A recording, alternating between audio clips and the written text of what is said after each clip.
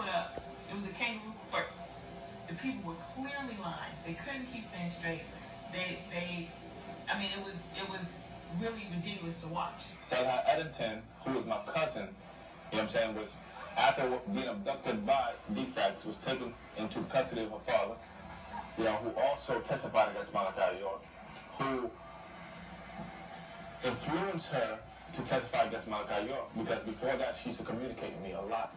She used to call me at my house, and she used to let me know what was going on in there and how they treated her. You know what I'm saying? And then one day, I got a call thinking it was her. And it was her father on the line. And he said, you can't talk to her anymore. And that was the last time I spoke to her. At the time, the next time I saw her was in Brunswick, Georgia, when she testified against Malachi York. You know, so they got to her eventually. So this whole thing was plotted and coerced by people who were disgruntled, and they were tools used. So it's so many instances of where you saw the judicial bias from Judge Royal constantly blocking Attorney Patrick.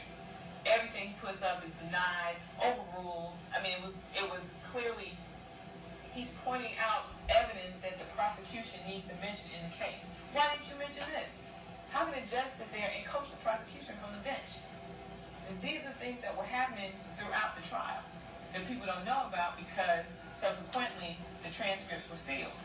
So people couldn't even find out what actually happened. After the prosecution has maybe a week and a half of putting up witnesses, the judge rushes Attorney Patrick's witnesses saying that they're repetitive and we don't have time, after it's been a week and a half of the prosecution witnesses, but now, oh no, we don't have time, too many of your witnesses are repetitive. So he showed a clear biasness against Dr. York.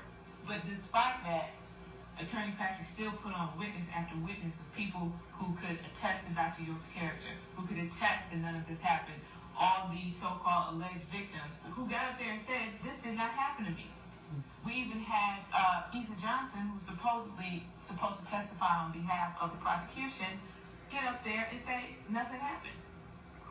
So all these people who are in the indictment are saying nothing happened, how they're getting guilty counts of getting guilty on counts pertaining to people who were there who said nothing happened.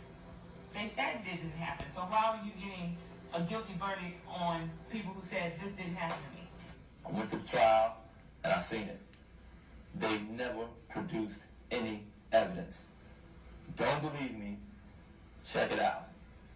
You will find out there isn't a shred of physical evidence against Dr. Malachi Z York to this day. Not a doctor's examination, not a picture of the act, not any videotapes of the act, not any DNA samples that were used or presented as evidence during trial. Nothing. Not even a testimony that he did it but destroyed the sheets every time or something. Nothing. Nothing.